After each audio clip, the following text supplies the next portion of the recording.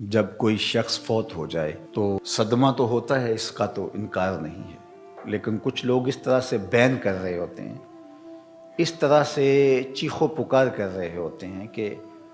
ان کی زبان پر ناشکری کے کلمات کیا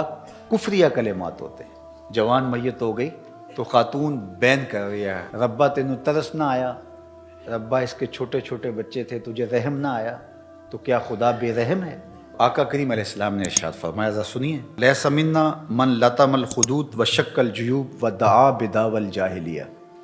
یا لیس منا من ضرب الخدود وشق الجیوب ودعا بدعوی الجاہلیہ، مختلف کلمات سے یہ حدیث ہے۔ جس نے منہ پر تماچے مارے، گریبان پھاڑا اور جاہلوں جیسی باتیں کی، فرمایا ہمارے ساتھ اس کا کوئی تعلق نہیں ہے۔ صدمہ تو ہوتا ہے، لیکن صدمے میں یوں بے قابو ہو جانا کہ سینہ کو بھی کرنے لگ جاؤ، گریبان نوچو، بال نوچو، تو یہ کسی بھی سنجیدہ اور متین شخص کا طریق نہیں ہوتا، اور اسلام سنجیدگی کا درس دیتا ہے، متانت کا سبق پڑھاتا ہے اسلام۔ غم کے اظہار کے 4 طریقے ہیں، دل غم زدہ ہو، آنکھیں اشک بہائیں، زبان سے کچھ کہا جائے اور ہاتھوں سے سر پیٹا جائے، چہرے پہ تماچے مارے جائیں، گریبان نوچا جائے، سینہ کو بھی کی جائے۔ دل کا غم، آنکھوں کا غم، یہ رحمان کی طرف سے ہے، زبان کا غم اور ہاتھوں کا غم یہ شیطان کی طرف سے ہے۔ تو دل غم زدہ ہو، آنکھیں اشک بہائیں، شریعت منع نہیں کرتی۔ حضور علیہ السلام کے فرزند حضرت ابراہیم کا جب انتقال ہوا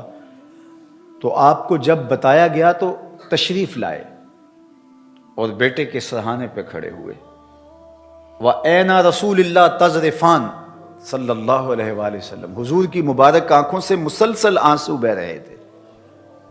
اور آقا کریم علیہ السلام نے ارشاد فرمایا، ابراہیم دل غم زدہ ہے، آنکھیں رو رہی ہیں،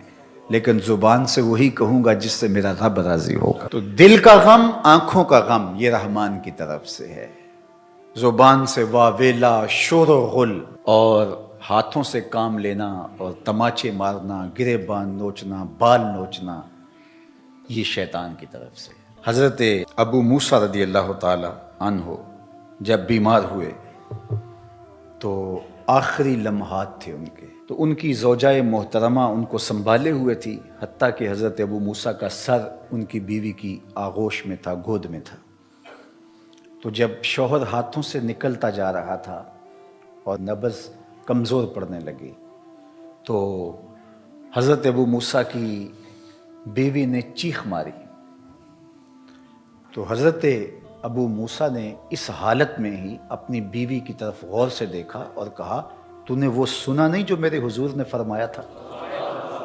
تو وہ فوراً خاموش ہو گئی، اور بالکل ان کی وہ کیفیت جو تھی وہ سنبھل گئی۔ تو ہمارے دین نے ہمیں تلقین کی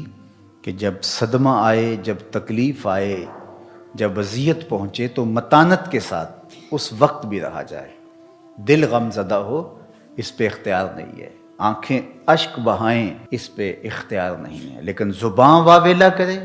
اور کلمات کفریہ اور ناشکری کے کلمات زبان سے سرزد ہوں، اپنے بال نوچیں، سر کے بال کٹوا دیں، جس طرح کہ زمانہ جاہلیت میں کیا جاتا تھا، گریبان پھاڑ دیا جائے اور تماچے مارے جائیں، سینہ کوٹا جائے، تو یہ ہمارا دین ہمیں اس سے منع کرتا ہے، اس سے روکتا ہے، اور ایسا کرنے والوں کے لیے اتنی سخت وعید فرمائی کہ وہ ہمارے سے ہے ہی نہیں، اس کا ہمارے سے تعلق ہی نہیں ہے۔ ظفر سے آدمی نہ جانیے، چاہے جتنا بھی ہو صاحب فہم و ذکا، جسے عیش میں یاد خدا نہ رہی، جسے تیش میں خوف خدا نہ رہا۔ خوشی کا موقع ہو تو پھول نہ جائے کہ شریعت کا اس وقت بھی پاس نہ رہے، بیٹے کی شادی ہے، عقیقہ ہے، ولیمہ ہے، کوئی عہدہ منصب مل گیا ہے، الیکشن جیت گیا ہے، تو شریعت کا پاس ہی نہیں ہے، جو کچھ ہو رہا ہے، جی بیٹا خوشی کا موقع ہے، مسرتوں کا ہجوم ہے، جو مرضی کرے، اور دوسری جانب غم آئے تو زبان سے ناشکری کے کلمات